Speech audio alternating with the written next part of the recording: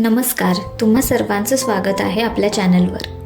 जर तुम्ही गर्भधारणेसाठी प्रयत्न करत असाल तर ओव्ह्युलेशन म्हणजे स्त्रीचं अंड तयार होण्याची आणि ते अंडाशयातून बाहेर पडण्याची वेळ ओळखणं खूप महत्त्वाचं आहे. आज आपण ओव्ह्युलेशनची योग्य वेळ कशी ओळखावी हे समजून घेणार आहोत.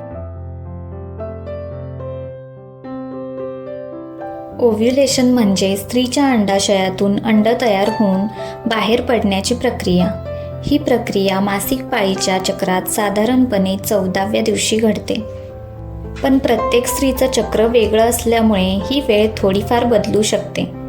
ओव्ह्युलेशन हा काळ गर्भधारणेसाठी सर्वात योग्य असतो, कारण याच काळात अंड गर्भाशयात तयार असतं आणि पुरुषाच्या शुक्राणूशी मिळून गर्भधारणा होऊ शकते.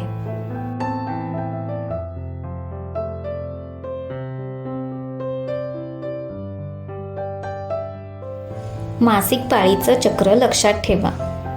तुमचं मासिक चक्र 28 दिवसांचं असेल तर ओव्ह्युलेशन पाळीच्या पहिल्या दिवसापासून मोजल्यास साधारणपणे 14व्या दिवशी होईल. पण चक्र कमी किंवा जास्त दिवसांचं असेल तर त्या आधारावर हिशोब करा. उदाहरणार्थ 30 दिवसांच्या चक्रासाठी 16वा दिवस ओव्ह्युलेशनचा असतो. गुप्तस्राव. ओव्ह्युलेशनच्या आधी आणि दरम्यान गुप्तस्राव पातळ, पारदर्शक आणि अंड्यातील पांढऱ्या भागासारखा दिसतो. तापमानात बदल. सकाळच्या वेळेस शरीराचं तापमान मोजा. ओव्ह्युलेशनच्या वेळी तापमान किंचित वाढतं. पोटाच्या खालच्या भागात वेदना.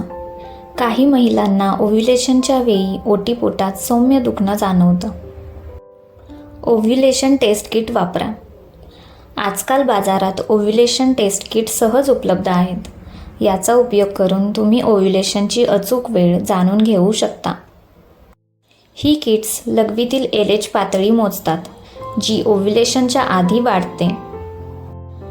मोबाईल ॲप्सचा उपयोग करा. सध्या अनेक मोफत ॲप्स उपलब्ध आहेत, जसे की फ्लो ॲप, ज्यामध्ये तुमचं मासिक पाळीचं चक्र ट्रॅक करून ओव्ह्युलेशनची तारीख सांगतात. तुमचं शरीर निरोगी ठेवा. योग्य आहार, नियमित व्यायाम आणि तणावमुक्त आयुष्य यामुळे गर्भधारणेच्या शक्यता वाढतात. दिवसाआड शारीरिक संबंध ठेवल्यास ओव्ह्युलेशनच्या वेळेस गर्भधारणेची शक्यता जास्त असते. जर तुम्हाला ही माहिती उपयुक्त वाटली असेल तर लाईक, शेअर आणि सबस्क्राईब करणं विसरू नका. तुमचे प्रश्न किंवा अनुभव कमेंटमध्ये नक्की शेअर करा. पुढील व्हिडिओत भेटूया. तोपर्यंत स्वतःची काळजी घ्या. धन्यवाद.